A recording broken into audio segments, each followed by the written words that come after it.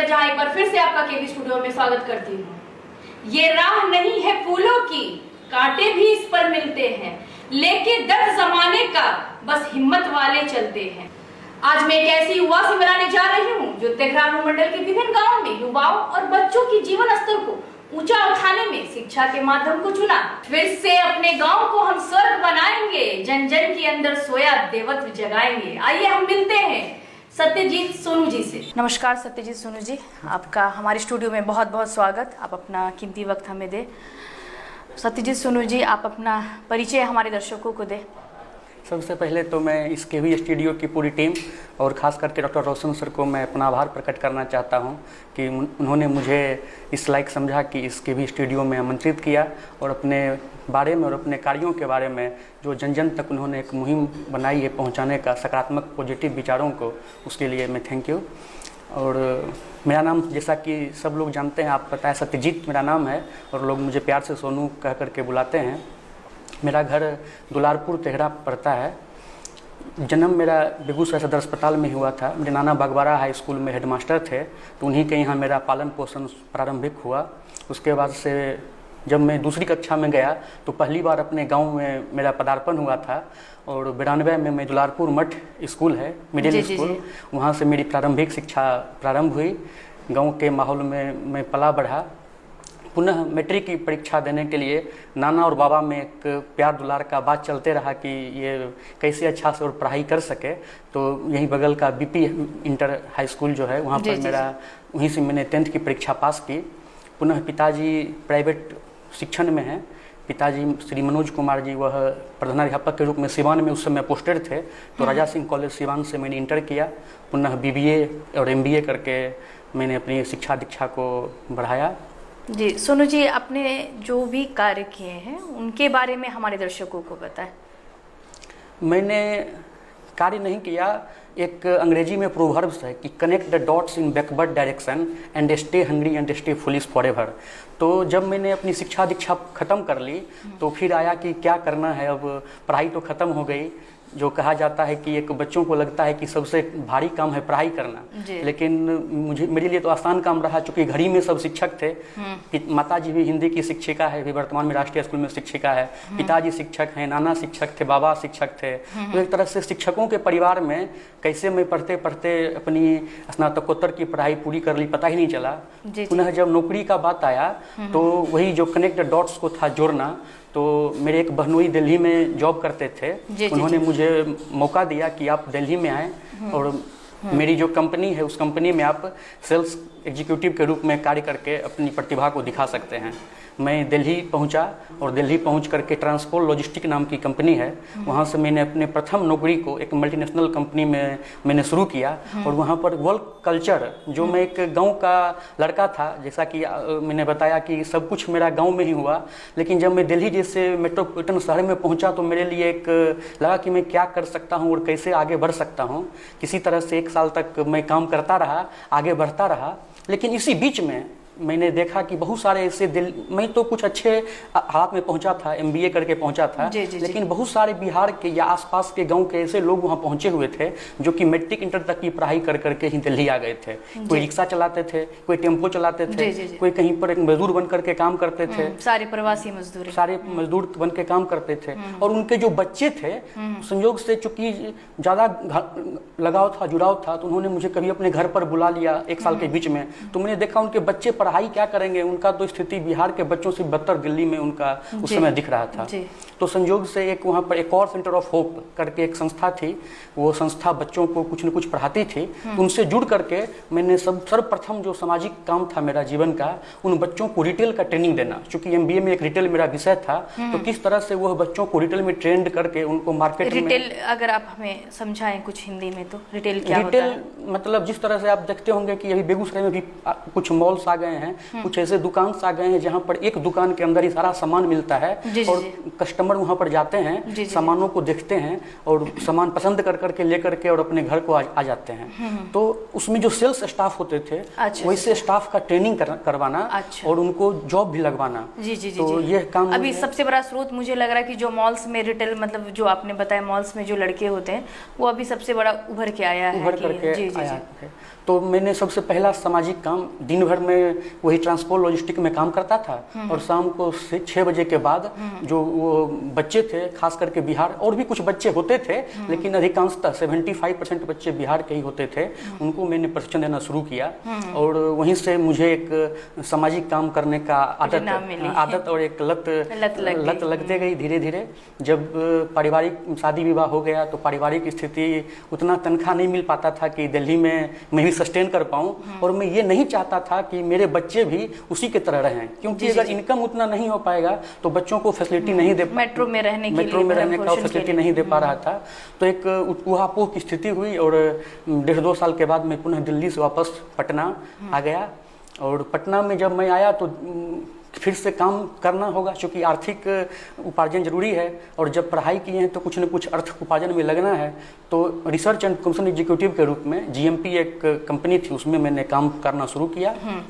पुनः चूंकि आदत मैंने शब्द का उपयोग किया, इसलिए किया कि मैंने पुनः जब जॉब कर करके घर आते थे तो मैं क्या कर सकता हूँ, और मन में एक समाज बैठा था कि समाज में मैं क्या करूँ कि जिससे कि एक मेरा भी सेटिस्फेक्शन पूरा हो कि मैं भी कुछ कर रहा हूँ। तो पुनः वहीं पर आसपास में वाइफ भी ने साथ दिया और आसपास के जो बच्चे थे, कंकरबाग खास करके जो मोहल्ला है वहीं पर मैं कांटी फैक्ट्री मोड़ के पास में रहता था, तो वहाँ पर उन बच्चों को एकत्र कर करके उनको संस्कार की बातें हों, चाहे वो किताब पढ़ाना हो, धीरे धीरे वो शुरू होता गया, परवान चढ़ता गया। जी। और बहुत अच्छी सफलता भी मिली। वहाँ पर लगा कि बच्चे पढ़ करके, ऐसे बच्चे थे जिनका सिलेक्शन नवोदय में हुआ, नेटरहाट में हुआ, बच्चे सैनिक स्कूल तक वहाँ पर पहुँचे, तो लगा कि मैं बहुत कुछ अच्छे से कर पा रहा हूँ। कुछ ससुराल के बच्चे भी जब आते थे पटना पढ़ने के लिए, ससुराल के बच्चे भी जुड़ते गए और वहाँ पर एक ऐसा माहौल बन गया कि बच्चों का पढ़ाई लिखाई हम लोगों का एक पार्ट टाइम जॉब के रूप में मैंने उसको अपना स्वीकार कर लिया कि मैं पार्ट टाइम जॉब करता रहूँगा। इसी समय एक विवेकानंद जी की 150वीं जयंती के अवसर पर एक कार्यक्रम चला, सारस्वती समारोह जी। इस समारोह में बहुत सारे लोग मुझसे अप्रोच करने आए कि आप सामाजिक कामों में जुड़े हुए हैं, आप भी कुछ उसमें अपना योगदान दे सकते हैं। उसमें 4-5 उन्होंने आयाम बताया, संवर्धनी, अस्मिता, प्रबुद्ध भारत। एक नाम उन्होंने बताया ग्रामायण। ये ग्रामायण नाम मेरे दिलो दिमाग में बस गया और उसी समय चूंकि स्वाध्याय करने की प्रवृत्ति मेरे अंदर खुद थी, तो मैं कुछ न कुछ पुस्तकें लेकर के पढ़ता रहता था और उसको सीखने का प्रयास करता था। तो मैंने 3 लाइन बनाया उसमें। पहला लाइन दिया कि मेरा गांव मेरा तीर्थ, रामायण के अंदर। दूसरा दिया मेरा घर या मेरा विद्यालय, मेरा मंदिर। और जो तीसरा उसमें शब्द था मेरा परिवार या मेरे गुरुदेव, मेरे देवता। इस 3 लाइन को मैंने अपने जीवन का ध्येय वाक्य बना लिया कि मुझे अब इसी के इर्द गिर्द काम करना है और कुछ बेहतर करके दिखाना है। और पुनः जब पटना से गांव आना, जब दूरी कम हो गई तो गांव आना शुरू हो गया।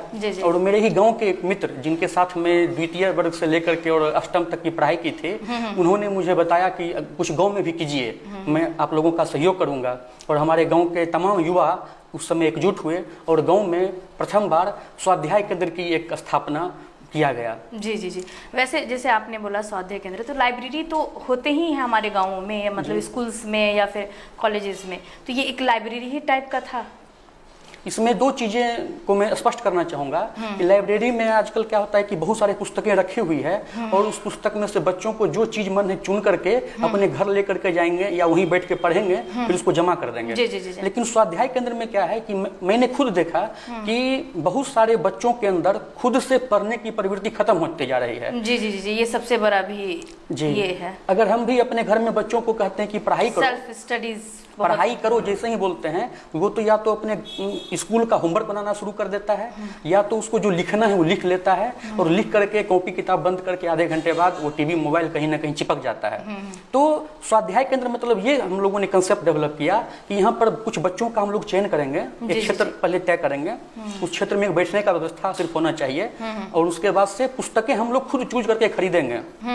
जैसे हमारे मित्र ने कुछ पुस्तकें खरीद करके अपने लेकर के आए वो, और वो बच्चों को एक टास्क के रूप में पुस्तक देंगे, उनको कॉपी और किताब के बीच में दूरी को कम करने के लिए पुस्तक देंगे, और वो अपनी स्कूल के अलावा पुस्तक को पढ़ करके और वो उसको खुद से जब पढ़ेंगे, खुद से समझने का प्रयास करेंगे, कोई टीचर उनके बीच में नहीं होगा, तो उनको जागृति जगाने हैं। क्योंकि कहा गया है कि शिक्षा क्या है, तो एक कविता के रूप में मैं कहना चाहूंगा कि शिक्षा वो है जो मुक्ति दे अंधकारों से, अज्ञानता निर्धनता हरे और सबको भरे भावों से।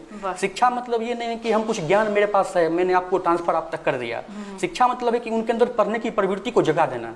तो स्वाध्याय केंद्र और पुस्तकालय में यह डिफरेंस हम लोगों ने तय करके रखा कि यहाँ पर पुस्तकों का भंडार नहीं होगा। पुस्तक सिर्फ होने से एक मोनोटोनस टाइप की प्रवृत्ति आ जाती है। पुस्तकें ऐसी रहेंगी कि जो बच्चे उसको लेकर के पढ़ेंगे और फिर उसको वहाँ पर वो रख देंगे। जी, कितने बच्चे हैं अभी उसमें? ये 1 साल तक मैंने कंसेप्ट को चलाया था हमारे मित्र ने। अभी तो फिर मैंने लगभग 34 बच्चे उसमें जुड़े थे। तो सब गांव के बच्चे? सब गांव के बच्चे थे। कितनी उम्र के बच्चे सब हैं? सारे क्लास 4 से लेकर के और 8-9 तक के बच्चे उसमें पढ़ने के लिए आते थे। क्योंकि होता क्या है कि कोई भी सामाजिक काम हम लोग शुरू करते हैं, और सबसे बड़ी प्रवृत्ति जो हम लोग देखते हैं कि शिक्षा में क्या होता है कि एक प्रयोग हम लोगों ने शुरू किया नहीं कि दूसरा प्रयोग शुरू कर देते हैं, तीसरा प्रयोग फिर शुरू कर देते हैं। वेट करना चाहिए, वेट करना सफल होने के लिए वेट करना होता है कि हम लोग ने जो पहला प्रयोग हम लोगों ने किया, वो प्रयोग कितना अच्छा समाज में असर उसका दिख रहा है। तो सबसे हम लोगों ने जब स्वाध्याय केंद्र शुरू किया तो 1 साल तक चलाया। क्योंकि बार बार मैं इस बात को कहता हूँ और कहना चाहता हूँ कि चूंकि जो समाज सेवी होते हैं वो 24 घंटा समाज सेवा करते रहते हैं, लेकिन आवश्यकता है कि खुद भी कुछ कीजिए। अगर आप कुछ नहीं कर रहे हैं तो पैसा कहाँ से लाएंगे? दूसरे के पास मांगने के लिए जाएंगे। तो मैंने जो अपनी 7-8 वर्ष की जो अपनी सामाजिक जीवन में व्यतीत किया है, कहीं पर भी मांगने का आवश्यकता नहीं पड़ा, क्योंकि मैं कहीं ना कहीं काम भी करते रहा। हो सकता है 2 महीने में जॉब नहीं किया या 5 महीने में जॉब नहीं किया बीच में। शिक्षा देना क्या है कि कोई भी 1 घंटे के लिए भी अगर जो पढ़े लिखे हैं वो शिक्षा का तो दान दे ही सकते हैं। तो उसको 1 साल तक मैंने चलाया। एक जगह पर 1 साल तक बच्चे वहां पर आते थे शाम को पढ़ने के लिए, और 1 साल के बाद उसको मैंने 1 साल मना करके 1 साल बेमिसाल नाम दिया गया, और उसको फिर हम लोगों ने ड्रॉप कर दिया कि अब हर घर स्वाध्याय केंद्र बनना चाहिए। पहले क्या है कि लोग मैंने एक कंसेप्ट लेकर के डेवलप किए हम लोग कि ऐसा आपको पढ़ना है, ऐसे आपको पढ़ने की प्रवृत्ति डालनी है। जब प्रवृत्ति उन बच्चों में मैंने डाल दिया तो फिर अब उनको वहां पर आने के लिए मैंने मना कर दिया। मैंने कहा कि अब अपने अपने घरों में आप पढ़ने का माहौल बनाएं, अपने अपने घर में पढ़ें। इससे क्या होगा कि आपके भाई, आपके बहन, आपके जो भी अगल बगल के लोग हैं वो भी देखेंगे और उनके अंदर पढ़ने की प्रवृत्ति जगेगी। उसके बाद और दूसरे गाँव में इसको खोलने का प्रयास किया गया, और वहाँ पर अभी धीरे धीरे चल रहा है। जहाँ जहाँ नए चलते हैं, जी, जहाँ पे एजुकेशन की कमी है इस चीज पे फोकस करना चाहिए। आपने तो बहुत सही बात किया कि जिस आदत डाल लेने के बाद और जो हमारे पेरेंट्स है वो भी समझ जाएंगे कि सेल्फ स्टडी बहुत ज़रूरी है। और कहीं ना कहीं मैंने ये भी देखा कि हमारे पेरेंट्स का भी बहुत बड़ा ये रोल है कि सेल्फ स्टडी ना करके प्राइवेट ट्यूटर या फिर ट्यूशन इस पे ज़्यादा फोकस करते हैं। जी, सबसे बड़ी दिक्कत आजकल यही आ गई है कि खुद कुछ काम नहीं करना है। अगर बच्चों से कुछ काम करवाना है तो उसके पीछे होड़ लगी है ना, कि बेस्ट एंड बेटर का होड़ लगी है। 1-2 आदमी उसके पीछे लगा देते हैं कि उससे वो काम करवा लेंगे। लेकिन यह आवश्यकता हम लोगों को यह नजर आती है कि हमको खुद करना चाहिए। अगर आप बच्चों को पढ़ने बैठाते हैं और अगर आप नहीं पढ़ते हैं, आप अगर टीवी देखते हैं तो बच्चे भी धीरे धीरे किताब बंद कर करके टीवी देखने के लिए चले आते हैं। वो माहौल बनाना पड़ता है कि ये एजुकेशन, ये पढ़ाई की टाइम है, तो इसमें आप ना गप करें, ना गेस्ट कोई आए, तो वो माहौल में कहीं ना कहीं कमी आ रही है अभी हमारे घरों में। तो इसके लिए हम लोगों को स्वाध्याय केंद्र का जो ये कंसेप्ट था ये बहुत ही अच्छा लगा। पेरेंट्स भी कुछ पढ़ सकते हैं अपने घर में। सत्येंद्र जी, ये तो बात हो गई स्वाध्याय केंद्र का, और बहुत हो सके इसमें आप सफल भी हैं। फिलहाल में आपका किस कार्य में योगदान है? फिलहाल में एक संस्था है, वो भारत में एक बहुत ही शिक्षा के शोध के विषय में कार्य करती है। बताना ये चाहता हूँ कि विभिन्न सरकारी और प्राइवेट विद्यालय में क्या है कि कॉस्ट लगा करके बड़ा सा लाइब्रेरी लगा दीजिए, बड़ा सा प्रयोगशाला बनवा दीजिए, या बड़ा सा इंफ्रास्ट्रक्चर खड़ा कर करके बच्चों को तो पढ़वा सकते हैं। लेकिन शिक्षक ऐसा कौन सा तकनीक यूज करें जिसके माध्यम से बिना कोई खर्च किए हुए, बिना कोई आर्थिक सहभागिता इन्वेस्टमेंट के किस तरह से आप बच्चों को पढ़ा सकते हैं। इस कार्य में मैं गाजियाबाद में कुछ दिनों तक ट्रेनिंग दिया, छत्तीसगढ़ में दिया, झारखंड में दिया, और बिहार में भी बहुत जगहों पर मैंने ट्रेनिंग दिया। इसमें शिक्षकों को ये प्रेरित किया जाता है कि शिक्षक का काम है नवाचारी बनना। और विद्यालय में पढ़ाने के दौरान जो कठिनाइयाँ आती हैं, जो दिक्कतें आती हैं, उन दिक्कतों को देख करके आप यह महसूस करें कि किस तरह से बच्चों का जो लर्निंग स्टैंडर्ड है, अधिगम स्तर जिसको हम लोग कहते हैं, उसको कैसे आप बढ़ा सकते हैं, सीखने के तरीका को कैसे बढ़ा सकते हैं। जो रटाने वाली पद्धति है, आजकल बहुत जगह हम लोग देखते हैं कि शिक्षक अगर आते भी हैं तो वो बच्चों को होमवर्क दे देते हैं, फलना पेज से इतना पेज तक आप याद करके कल लेकर के आना, तो बच्चे कहीं ना कहीं रटने के प्रवृत्ति में आदि हो जाते हैं, समझने के प्रवृत्ति से हट जाते हैं। तो इसके लिए बहुत सारे तरीके को बनाया गया और एक शिक्षकों का मंच बनाया गया कि शिक्षक क्या नवाचार करते हैं, वो नवाचार संस्था तक पहुंचाते हैं। पहला काम हम लोगों का होता है फील्ड में कि हम लोग स्कूल या एक संकुल में जाते हैं, शिक्षकों से उनका नवाचार को हम लोग मांगते हैं कि आप ऐसा कौन सा नवाचार अपने स्कूल में कर रहे हैं। जैसे कि एक एग्जाम्पल मैं दूंगा कि अगर हम लोग रंगों का नाम को याद करना चाहते हैं तो 7 तरह के रंग होते हैं, तो किसी न किसी ने पहली बार बताया होगा कि बैनी आह पिनाला, तो मैंने बैनी आह बैगनी नीला आसमानी पीला, तो एक सूत्र उन्होंने दिया था, लेकिन किसने सूत्र दिया कोई नहीं जानता है कि सूत्र किसने दिया है। तो शिक्षक बहुत सारे नवाचार करते हैं, लेकिन वो नवाचार एक विद्यालय तक सीमित रह जाते हैं। ये क्या इसको टर्मिनोलॉजी भी कह सकते हैं? जी टर्मिनोलॉजी भी हम लोग कर सकते हैं। तो जो उस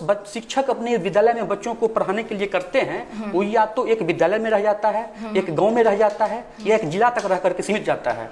लेकिन जो अरबिंदो सोसाइटी संस्था है वह 2015 से पूरे भारतवर्ष में स्कूल में घूम घूम करके शिक्षकों को प्रेरित कर रही है कि आप अपने पाठशाला को अच्छा बनाएं और कुछ नया बच्चों को सीखने के लिए प्रवृत्त करें। उसमें बहुत सारे टूल्स हैं, सब टूल्स पर तो चर्चा मैं नहीं करूंगा, लेकिन चूंकि हमारे दर्शक और हम सभी लोग कुछ इसको जाने, तो पहली उसमें टूल्स है खाली पैकेट से शिक्षा। क्योंकि बच्चों को क्या होता है कि कुछ करके सीखने में मजा आता है, हम लोग को भी मजा आता था करके सीखने में, तो उसमें हम लोग एक शिक्षकों को यह प्रेरणा देते हैं। कोई शिक्षक ने ये आइडिया दिया है कि ऐसा करना है कि बच्चों को यह बोलना है कि आप अपने घर से खाली पैकेट लेकर के आएंगे जो आप डे टू डे में यूज करते हैं। बच्चे क्या लेकर के आएंगे?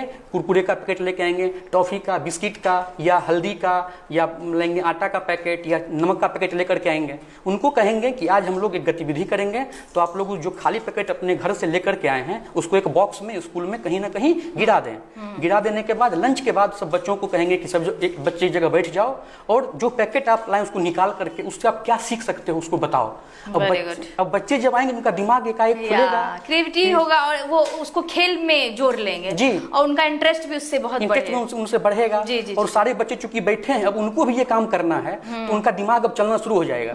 होता क्या है कि लंच तक बच्चे तो अच्छे से पढ़ाई करते हैं क्योंकि फ्रेश होकर के आते हैं, लेकिन लंच के बाद कुछ न कुछ बुढ़ियत क्लास में टीचर के बीच हो जाती है और दिमाग खेलने पे बहुत ज्यादा जाता है, खेलने पे चला जाता है। तो इसमें उन्होंने क्या किया गया कि खाली पैकेट से शिक्षा के लिए दिया। उससे बच्चे अब हिंदी से पढ़ सकते हैं, पैकेट पर क्या नाम लिखा हुआ है, अंग्रेजी पढ़ सकते हैं, कितना कीजी है वो पढ़ सकते हैं। अब उसमें ये पूछ सकते हैं, मैथ पढ़ा सकते हैं कैसे करके बच्चों को कि अच्छा चलो आपको अगर मम्मी ने 100 रुपए दिया है और आपको ये 2 पैकेट लाने कितने खर्च आपको लगेंगे, तो बच्चे प्राइस पर दाम देंगे। उसका एक्सपायरी डेट कब होगा, कब वो एक्सपायर करेगा वो प्रोडक्ट, वो भी बच्चों को हम लोग सिखा सकते हैं। उसमें कितने कलर दिए हैं उस पैकेट में, उसका आकार क्या है, वो वृत्ताकार है, गोलाकार है या आयताकार है, वो बच्चों को हम लोग पढ़ा सकते हैं। तो एक पैकेट के माध्यम से 2 घंटे तो हम लोग बच्चों को पढ़ा सकते हैं साथ, और ये और बच्चे खुद वो बताएंगे। विभिन्न बच्चे आएंगे, किसी का पैकेट हो, किसी का डब्बा होगा, किसी का अलग रंग है, अरे तुमने क्या लाया, तुमने क्या लाया, वो होर मची रहती है कि मैंने क्या लाया, मैंने क्या लाया। ये बहुत अच्छी बात है। उसी प्रकार एक है जो आपने बताया था आप ही ने, खेल खेल में शिक्षा। तो बच्चों को हम खेल में क्या सिखा सकते हैं?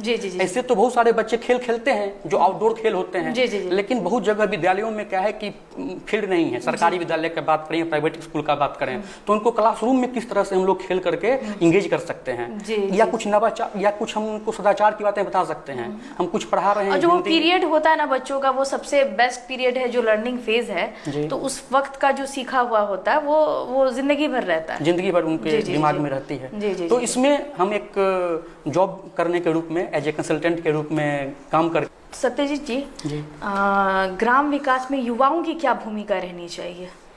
ये बहुत ही अहम सवाल है और मेरे ख्याल से मेरा यह ड्रीम प्रोजेक्ट है कि किस तरह से हम लोग युवाओं को जागरूक कर सकें।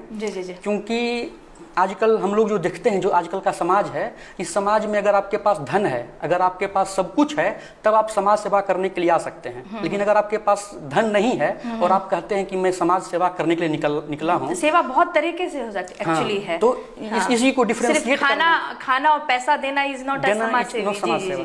इसी को हम लोग डिफरेंशिएट कर सकते हैं, युवाओं तक ये बात पहुंचा सकते हैं कि युवा जब बुजुर्ग हो जाते हैं, ऐसे बहुत सारे लोग मिल जाएंगे समाज में, गांव में, जिनकी उम्र 50 साल 60 साल है और वो समाज सेवी के रूप में काम करना प्रारंभ करते हैं। लेकिन आवश्यकता है कि जब वो ताजा फूल हो, जब उनके अंदर ऊर्जा हो, जब उनके अंदर सोच हो, जब उनके अंदर जुनून हो, जब जैसे हमारे भगत सिंह थे, सुभाष चंद्र बोस थे, उनके अंदर इतनी ऊर्जा थी कि उन्होंने पूरे विश्व को एक कर करके जोड़ करके और अपनी बातों को अंग्रेज के सामने रखा था। लेकिन आजकल क्या है कि आजकल युवा के अंदर एक दिमाग में ये भर दिया गया कि पहले आप अपनी पढ़ाई पूरी करो, और पढ़ाई बहुत हल्की है, ऐसी कोई पढ़ाई भारी नहीं है कि वो 24 घंटा सिर्फ पढ़ाई ही कर सकते हैं। तो युवाओं को यह तय करना है कि मैं अपने गांव के लिए क्या कर सकता हूं। 2015 में मुझे वह दिन याद है जब मैं इंडिया गेट देखने के लिए गया था और बहुत सारी बड़ी सी ऊंची सी एक बिल्डिंग थी, उसमें बहुत सारे लोगों का नाम लिखा हुआ था।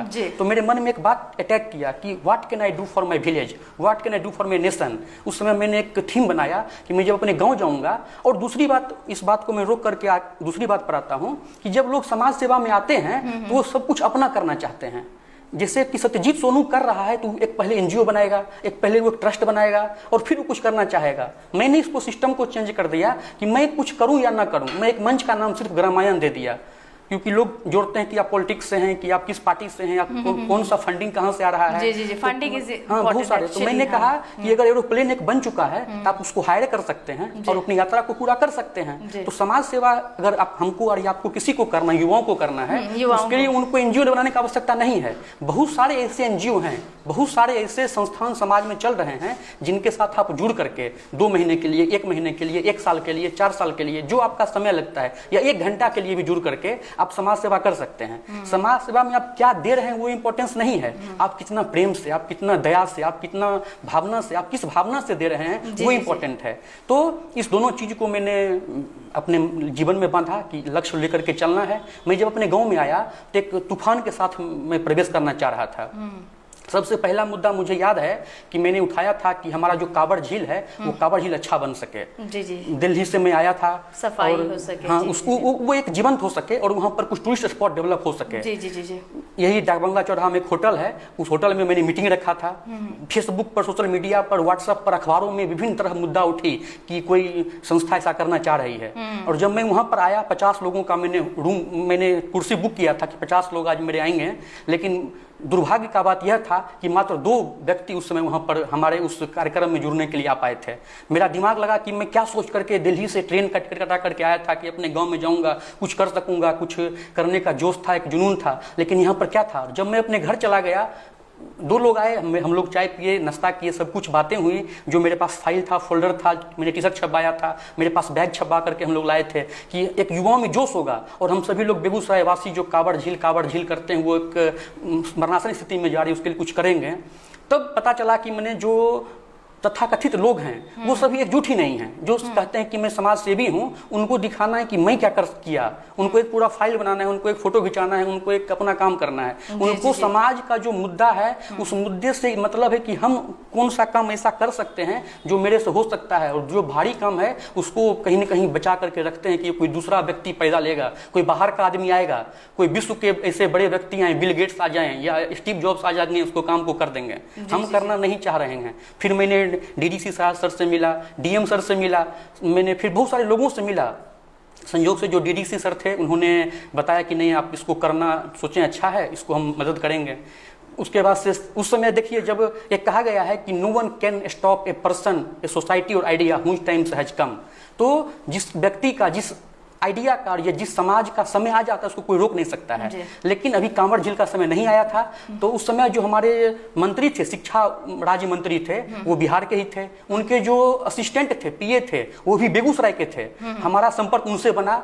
मैं धन्यवाद देना चाहूँगा, हमारे ही एक बेगूसराय के हैं राजीव जी, उन्होंने उन तक लिंक बनाया। डीडी न्यूज के पत्रकार थे राजेश जी, उन्होंने सब लोग उन्हें प्रयास करना शुरू किया। लेकिन जो राजनीतिक बात था, और उस समय लगा कि जो समाज सेवा है उस समाज सेवा को करने के लिए जो एक जोश युवाओं के बीच है उसको बढ़ाने की आवश्यकता है, और वो ग्राउंड लेवल पर ही कहीं ना कहीं हो सकता है। उसके लिए हवाई बातें करने से नहीं हो सकता है। तो मैंने पहल करनी पड़ती है। तो मैंने अपना रुख को मोड़ा। जब डीडीसी साहब का ट्रांसफर हो गया, वो डीएम बन गए, लखीसराय के डीएम बन गए। जब जो राज्य मंत्री थे उनके पीए साहब ट्रांसफर होकर दूसरे डिपार्टमेंट में चले गए, तो मुझे भी लगा कि मुझे जो स्थानीय लोग हैं अगर मैं इनको जागरूक करूं, मुझे लगा कि अगर मैं स्थानीय लोगों को जागरूक करूं और युवाओं को समाज में क्या वो कर सकते हैं उसके लिए प्रेरित करूं, तो मैंने इसके लिए ग्रामायण एक नाम का मंच दे दिया। कोई राजनीतिक, कोई धार्मिक या कोई ऐसा काम उसमें नहीं मैंने करके सिर्फ शिक्षा और शिक्षा पर जोर दिया कि बेगूसराय के युवा जागेंगे। और मन में एक सपन लेकर के रखा कि वह दिन आएगा, जैसे कहा गया था कि अंधेरा हटेगा और सूरज निकलेगा, तो उसी तरह से मैंने रखा कि कभी न कभी वो समय आएगा कि जब कांवड़ झील का विकास होगा। तो युवा को सबसे पहले जागरूक करना है, जागरूक करने के साथ उनको एक दिशा देनी है कि आप क्या कर सकते हैं, और सबसे बड़ी बात कि उनको ये लगना चाहिए कि हाँ मैं ये काम कर सकता हूँ। और उसको छोटे छोटे टास्क में दे करके, कभी महापुरुष की जयंती मनाने का काम उनको दे दीजिए, कभी उनको अपने गांव में सफाई का काम दे दीजिए, कभी उनको गांव में अपने सरकारी स्कूल में बच्चों से मिलने का काम दे दीजिए। तो ऐसे ऐसे काम दे करके लगभग अभी 7-8 ऐसे हमारे साथ युवा जुड़े हैं, कुछ भूतपूर्व शिक्षक जुड़े हैं जो कि पहले कहीं ना कहीं प्रिंसिपल के रूप में, कहीं ना कहीं पहले अच्छे पद पर काम करते थे। तो एक तरह से लगभग अभी 15-20 लोगों का, ज़्यादा असर नहीं पड़ा, लेकिन 15-20 लोगों का एक स्टार्ट तो हो गया। 15-20 लोगों का एक टीम हमारे साथ बन चुकी है, और बूंद बूंद से ही घड़ा बढ़ेगा। अंत में सत्यजीत जी, आप इस स्टूडियो के माध्यम से बेगूसराय की जनता से क्या उम्मीद करते हैं, ये आप हमें बताएं।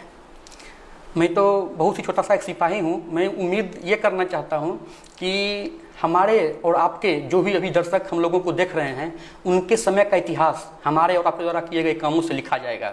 हमारे बीच बहुत सारे ऐसे कवि आए, ऐसे बहुत सारे महापुरुष आए जिन्होंने अपने काम को कर करके और इस संसार में अपनी एक पहचान को बनाई।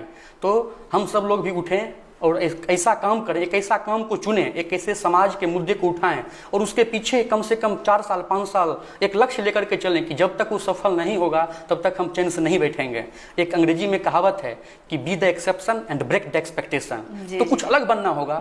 समाज में जो भेड़ चाल में चल रहा है उसको छोड़ना होगा और अपनी एक लीक बनानी होगी, क्योंकि कहा गया है कि यह राह नहीं है फूलों की, कांटे भी इस पर मिलते हैं, और लेकर के दर्द जमाने का बस हिम्मत वाले चलते हैं। तो जो युवा या जो व्यक्ति इस फील्ड में आएंगे, उनको ये नहीं समझना है कि मुझे शाबाशी मिलेगी, मुझे मंच मिलेगा और मुझे फूल मालाओं का स्वागत मिलेगा। बहुत सारे ऐसे व्यक्ति आए थे, बहुत सारे ऐसे मेरे भी मित्र थे जो समाज सेवा में आए, 1-2 साल रहे और उनको दुत्कार और उनको अपमान भी सह करके और आज वो घर में बैठे हैं और उनके पास जीविका कोई साधन भी नहीं है। तो पहले खुद अच्छा बनिए, अपने पास कुछ एक फंड एकत्र कीजिए। मांगने से कुछ नहीं होता है, मांगने वाला क्या होगा, वो आपको 150, 2000, 50,000 दे सकता है। लेकिन अगर आपके पास आत्मबल होगा, अगर आपके पास अपनी क्षमता होगी, तो हम और आप मिलकर के इस बेगूसराय की, मैं कहता हूँ कि हर एक गाँव की तकदीर हम लोग बदल सकते हैं। क्योंकि अब हम लोग जब कहीं बाहर जाते हैं तो वही गाँव के व्यक्ति वहाँ पर बाहर में मिलते हैं।